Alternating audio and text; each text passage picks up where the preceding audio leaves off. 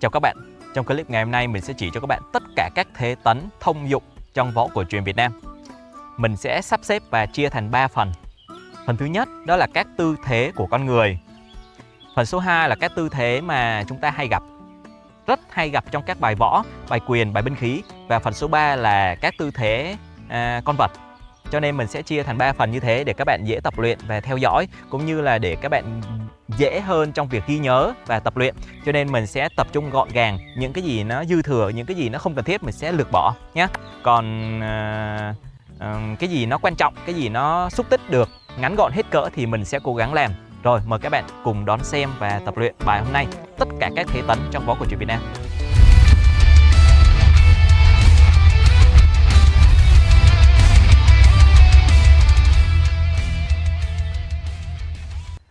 Bây giờ chúng ta sẽ đến với phần số 1, các tư thế của con người.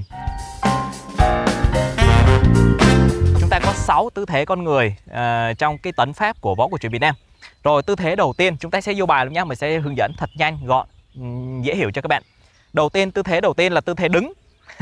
Tấn đứng gọi là lập tấn. Đây là tư thế đứng, cuộn tay ở hông này, trên đai, cuộn xét tay vào hông, khép hai chân sát vào nhau, đứng thẳng. Đây là tư thế đứng, còn gọi là lập tấn. Đây bạn nhìn góc ngang này, lập tấn, tư thế đứng. Rồi động tác số 2, tư thế ngồi. Trong võ cổ truyền chúng ta rất đa dạng ha. Đây là các tư thế con người có 6 tư thế. Tư thế số 2 tư thế ngồi. Ngồi thì chúng ta còn gọi là tọa tấn. Rồi tọa tấn thì chúng ta sẽ lên như các bạn nhìn này, các bạn nhìn góc ngang.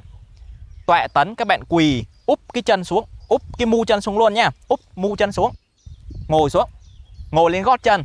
Đây, cuộn tay ở hông, một chân trống, một chân úp, quỳ thẳng xuống. Đây gọi là tọa tấn, còn gọi là tấn ngồi nhé mọi người. Ngang này, ví dụ chân trái quỳ xuống, đây là chân nào quỳ xuống thì gọi là tấn bên đó. Ví dụ tọa tấn trái có nghĩa là quỳ chân trái xuống nha. Đây các bạn nhìn này, đây là tọa tấn trái, quỳ chân trái úp xuống, rồi chân phải trống ngồi. Đây là tọa tấn trái ha. Còn chân phải quỳ là tọa tấn phải. Rồi đó là tư thế ngồi. Động tác số 3 rất nhanh nhé mọi người. Mọi người cái này nó dễ lắm mọi người. Rồi tư thế số 3 đó chính là tư thế quỳ. Đứng này, ngồi này, quỳ này. Rồi quỳ còn gọi là quy tấn. Rồi bạn quỳ cái chân, bạn quỳ thẳng một chân xuống. Đây bạn cứ nhớ này, chân nào quỳ, chân nào chịu lực thì mình gọi là tấn của bên đó. Ví dụ đây chân phải quỳ mình gọi là quy tấn phải ha, hay còn gọi là tấn quỳ bên phải nha. Đây bạn quỳ chân phải, úp mu chân xuống. Chân trái bạn chống vuông góc này, bạn chống vuông góc, thẳng lưng lên, thẳng lưng, rồi cuộn tay. Đây là quy tấn phải, còn gọi là tư thế quỳ bên phải nha. Rồi bên trái thì ngược lại, quỳ chân trái. Được chưa? Đó, bạn nhớ 3 động tác chưa? Rất nhanh đúng không? Đứng nè, ngồi nè, quỳ nè.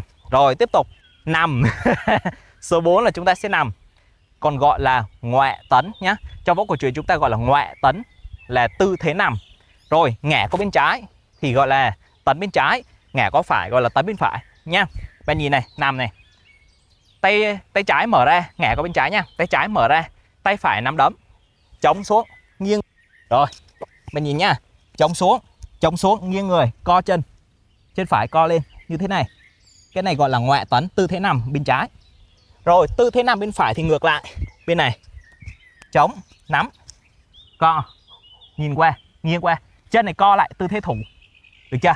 Đó, đấy là xong tấn số 4. Đứng, ngồi, quỳ, nằm. Rồi tiếp tục còn 2 tấn nữa là tư thế con người trong các tấn nhé mọi người. Tấn số 5 đó là tư thế ngồi quỳ. Ngồi quỳ có nghĩa là vừa ngồi vừa quỳ. Thì đây, bạn quỳ gối chân phải xuống. Được chưa? Rồi hồi nãy ấy, ngồi ấy là chúng ta úp cái chân xuống như vậy. Còn quỳ ngồi là chúng ta chống cái ức chân lên, chống kiễng cái gót lên như vậy nha. Kiễng gót lên, quỳ một gối xuống. Rồi chân này chống, cuộn tay nhìn qua. Đây là tư thế ngồi quỳ. Chân này quỳ xuống thì gọi là bên phải nhé. Đây là tư thế ngồi quỳ bên phải, hay còn gọi theo tiếng Hán Việt ấy, đó là động tác tọa quy tấn phải nha. Rồi bên phải thì bên quay qua bên này thì chúng ta quỳ chân trái. Đây, kiễng gót lên, nhá. Đây là động tác ngồi quỳ, mình nói tiếng Việt ngồi quỳ cho các bạn dễ hiểu. Cuộn tay. Đây nha. Trong các bài quyền, đặc biệt ví dụ như là bài 36 động tác đúng không? Bài của dành cho học sinh á. Bạn cũng thấy động tác này, quỳ xuống, chém, đúng không? Này. Đó, động tác ngồi quỳ trong bài 36 có đấy. Động tác cuối cùng ấy, hey. Đó, được chưa? Tấn số 6 đó chính là tấn ngồi quỳ mở chân. Còn gọi là hạ mã tấn nhé mọi người. Tên của nó là hạ mã tấn, nhưng mà bây giờ mình dùng từ dễ hiểu đó là ngồi quỳ mở chân. Đây, hạ mã tấn. Bạn ngồi bạn mở chân này, bạn quỳ ngang cái chân á. Đây, bạn quỳ ngang chân này. Quỳ một chân ngang, một chân trống lên. Cuộn tay. Đó, quỳ chân này xuống. Mà mở vuông góc ra. Đây, bạn nhìn này. Mở vuông góc ra. Đây là hạ mã tấn nhé. Bạn nhớ hạ mã tấn. Rồi, đây là bên phải. Chân phải quỳ xuống. Đây. Bạn nhìn cái hướng nhá, các hướng này này. Đó, đây là hạ mã tấn, còn gọi là tư thế ngồi quỳ mở chân nha. Bên trái thì bạn chống chân trái xuống, chân phải co, chống như vậy. Chân trái chống quỳ đầu gối. Chân phải duỗi ra. Hạ mã tấn, được chưa? Bạn nhìn góc bên này luôn. Mở vuông góc chân ra. Đó, tư thế ngồi quỳ mở chân. Xong, đó là 6 tư thế tấn về các động tác của con người hay gặp nhé.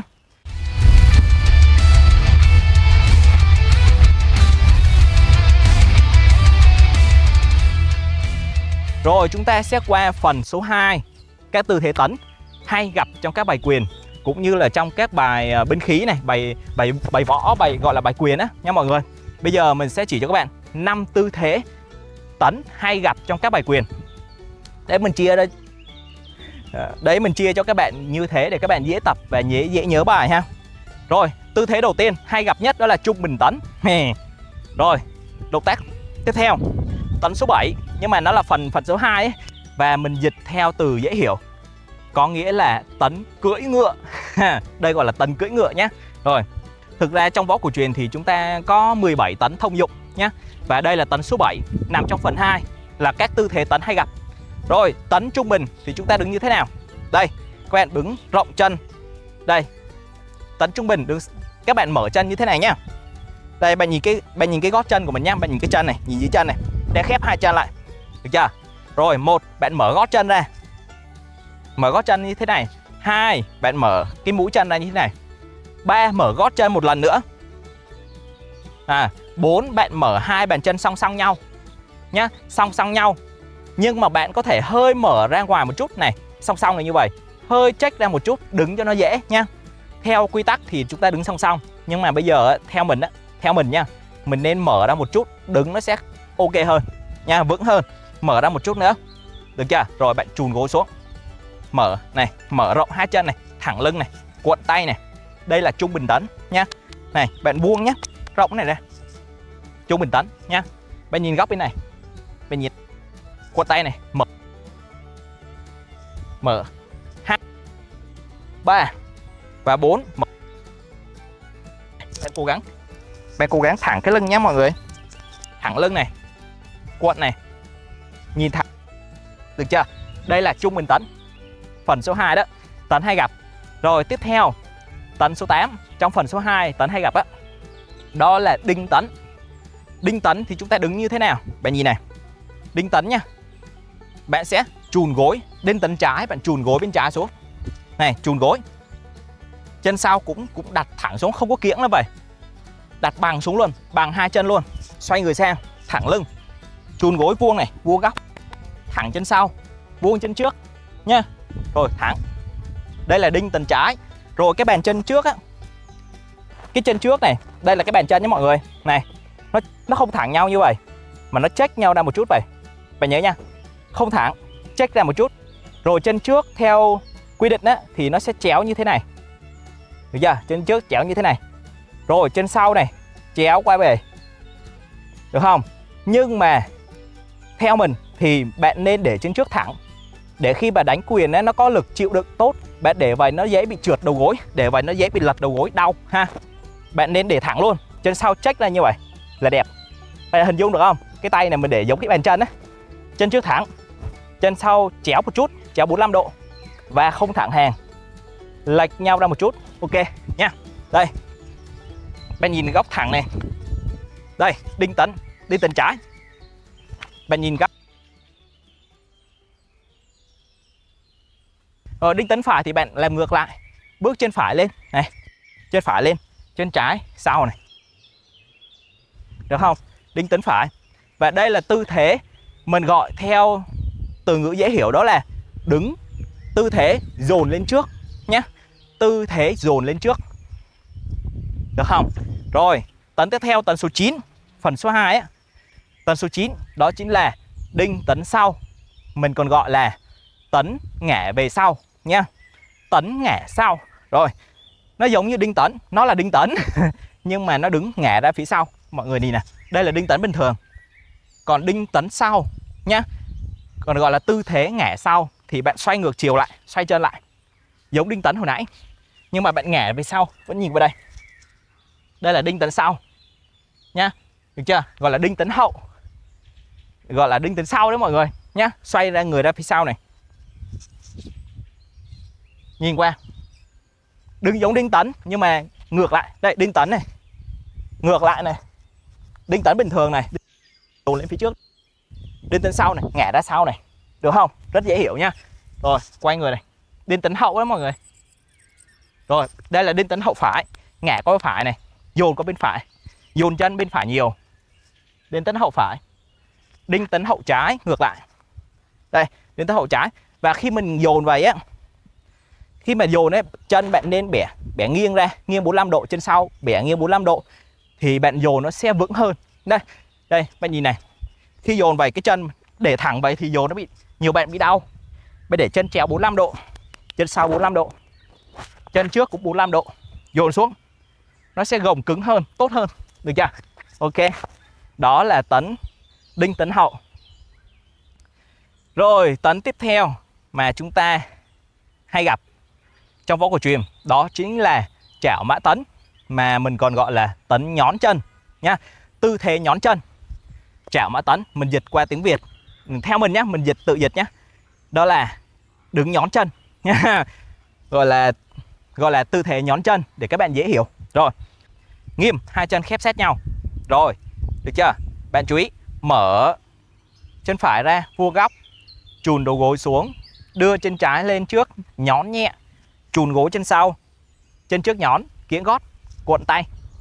Các bạn có thể hơi khó hiểu, bạn nhìn góc ngang này, bạn nhìn góc ngang nha. Này, nghiêm này, mở chân, chùn gối, đưa chân trái lên, nhón này, nhẹ thôi nhá, chân trước nhẹ thôi, nhón nhẹ, đặt nhẹ xuống, chân sau trụ cứng là cái chân sau này, chân sau cứng vào, cuộn tay. Đây là chảo mã tấn, còn gọi là tư thế nhón, nhón chân đấy, tư thế nhón chân nhá. Đây là chảo mã tấn phải, tư thế nhón chân bên phải. Đây, được chưa? Đó, bạn nhìn dễ không? Đây, như vậy, được không? Đây, cái chân này mở vuông ra, bước chân trái lên, kiễng gót lên, đó là nó nhón lên nhá. Rồi phải thì nhìn lại bên phải này, chú ý bên phải thì nó ngược lại vậy thôi. Nghiêm, mở chân, chùn gối, đưa lên trước, tay nhẹ này, nhẹ chân này, được chưa? Sau này chúng ta đánh quyền, thế thủ, được chưa? Đó là tấn hay gặp trong võ cổ truyền, chảo mã tấn, gọi là tư thế nhón chân. Rồi, tấn tiếp theo, tấn cuối cùng mà hay gặp trong võ cổ truyền đó chính là âm dương tấn. Và mình dịch cho các bạn dễ hiểu, đó chính là tấn cưỡi ngựa xoay ngang. Nó giống như tấn trung bình mà chúng ta xoay ngang người qua nhá. Rồi, đây là âm dương tấn, bạn chú ý nhé. Đứng trung bình tấn này, đứng cái tấn cưỡi ngựa này. Tấn cưỡi ngựa là tấn hay gặp số 1 này. Sau đó bạn xoay cái chân trái, mở ngang ra, ngả qua sau một chút. Đây là âm dương tấn. Âm dương tấn nhé mọi người. Âm dương tấn chúng ta xoay qua bên trái nhưng mà dồn chân phải nhiều, âm dương tấn phải. Rồi, âm dương tấn trái, đứng trung bình tấn này, tấn cưỡi ngựa, xoay ngang qua phải này, xoay ngang qua cái chân mở ra này, mở ra, quay qua. Đây là âm dương tấn nha, ngả qua bên trái nhiều, dồn chân trái nhiều, gọi là âm dương tấn trái.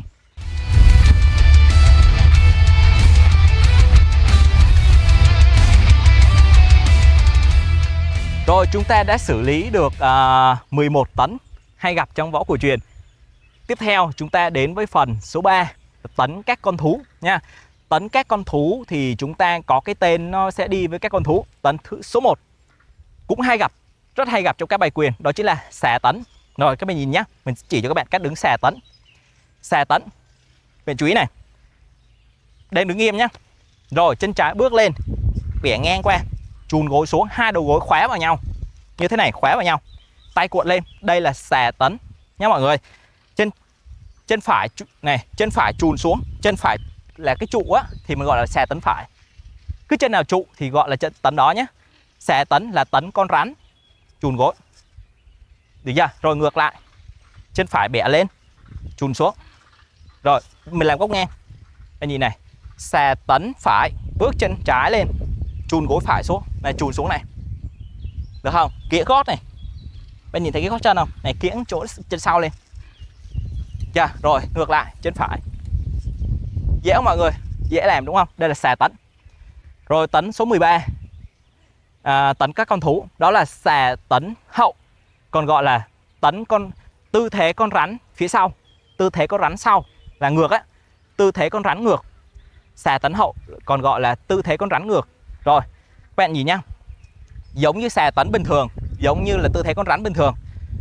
Bước chân lên, chúng ta không quay trước nữa mà chúng ta quay ngược ra phía sau nha, gọi là tư thế con rắn phía sau này, con rắn ngược. Được không?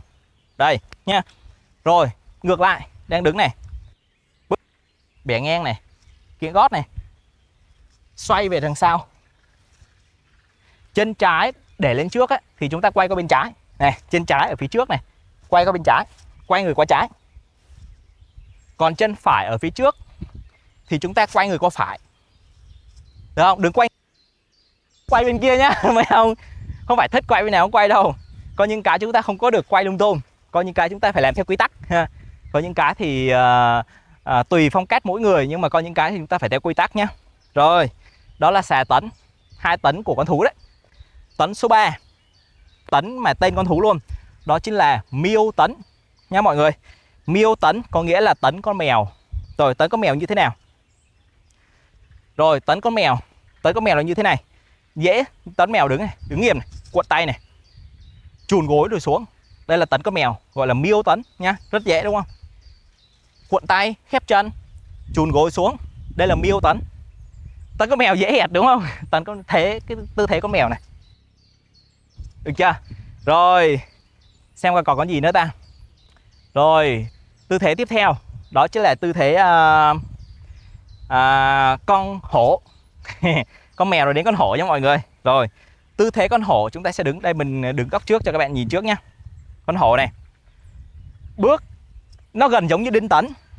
Bạn đứng lên giống Đinh Tấn đi, đứng Đinh Tấn trái này, tư thế dồn lên phía trước. Sau đó, đây mình nhìn góc ngang bạn dễ nhìn này, dồn lên phía trước xong đúng không? Sau đó chân sau này, nó khác cái Đinh Tấn này, là bạn chùn gối xuống. Này, bạn chùn cái gối xuống, chùn cái này xuống. Đinh Tấn ấy, là bạn thẳng chân sau. Còn hổ tấn là chúng ta cong chân sau. Vậy thôi, khác nhau nhá. Đinh Tấn với hổ tấn gần giống nhau. Hổ tấn là cong chân sau, Đinh Tấn là thẳng chân sau. Vậy thôi, này, cong chân trước, này dồn xuống như vậy. Được không? Đó, đây là hổ tấn nha mọi người. Bên phải, cong xuống, bước lên, hổ tấn. Dễ không mọi người? Đây góc trước này, cong xuống. Được không? Góc trước này, cong xuống. Cái này chúng ta sẽ gặp trong bài Lão Hổ Thượng Sơn chẳng hạn. Có động tác này, vồ Lão Hổ Thượng Sơn đấy ha. Xé mổ chúng ta có đứng tư thế này, chùn xuống nhá. Rồi tấn tiếp theo, con rắn này, con mèo này, con hổ này. Còn 2 tấn nữa, đó là con gà và con hạc nhá. Tấn số 16 là tấn con gà. Kim kê tấn nha mọi người. Chúng ta gọi là tư thế con gà, co chân lên. Đây, bạn nhìn góc ngang này, ghi góc chéo nhé, co chân trái lên. Rồi bạn lưu ý này, con gà và con hạc nó gần giống nhau. Con gà là cái bàn chân mà để ngang, đây, con gà, được chưa? Bạn nhìn những con gà nhé, con gà này, co chân, bạn nhìn cái chỗ này này, vuông chân, thẳng xuống, vuông ra, ngang ra, cắm xuống, ngang ra, đứng như vậy, tư thế con gà. gọi là kim kê tấn. Kim kê tấn phải, chân phải đứng nhá. Kim kê tấn phải. Kim kê tấn trái, bạn co chân phải lên, chân trái đứng trụ. Bạn nhớ nhá, cứ lưu ý là chân nào chịu nhiều lực thì chúng ta gọi là tấn của cái đó nhá. Kim kê tấn trái, co chân phải lên, được không? Rồi, đó là tư thế con gà. Và tư thế cuối cùng, tấn cuối cùng, đó chính là hạc tấn. Thì chúng ta gần giống như con gà, nhưng mà chúng ta cúi cái mũi chân xuống như vậy. Này, cái mũi chân này, con gà này, con hạc này, con gà này, hạc này khác nhau nhá, gần giống nhau này. Gà, hạc. Được không? Phân biệt cái đó nha. Gà này, hạc này, rồi hạc tấn. Rồi bên phải. Nhớ nhá, đây là hạc tấn trái, chân trái đứng, cái chân trái đứng trụ nhá, hạc tấn. Rồi bên này, hạc tấn. Mình nhớ góc trước này, hạc tấn. Được không? Đó, tập đứng hạc. Cái này là mình đang tập động tác, còn sau này mình tập luyện sau nhé mọi người. Hạc này. Rồi, đó. Đó là 17 cái thế tấn mình chia ra 3 phần rất dễ hiểu và nó liên kết với nhau giống như con mèo. Thì bạn học ấy, bạn nhớ ví dụ như là con người ấy, về con người có đứng, có ngồi, có nằm, có quỳ đúng không? Bạn dễ nhớ như vậy. Có đứng, ngồi, quỳ, nằm, rồi có quỳ ngồi, có ngồi quỳ nữa, ngồi xổm xổm ấy mọi người. Quỳ ngồi rồi ngồi quỳ mở rộng chân. Đó, nó gần gần giống nhau. Hay là tư thế hay gặp như trung bình, đinh tấn, chả mã tấn, xà tấn cũng hay gặp, nhưng mà nó có tên con thú cho mình xếp xuống phần con thú nhé mọi người. Rồi các con thú thì bạn cứ nhớ tên mấy con thú này. Con rắn này, con rắn này, con rắn bình thường với con rắn quay ngược lại đó. Rồi con mèo, con hổ, con mèo, con cọp đó. Rồi con hạc với con gà đó. Đấy, tức là mình gom vậy để các bạn dễ tập và dễ nhớ bài nhá. Rồi chúc bạn tập luyện thật vui. Có gì thắc mắc các bạn bình luận ở phía dưới, mình sẽ sớm giải đáp cho các bạn. Rồi hẹn gặp các bạn trong những clip tiếp theo.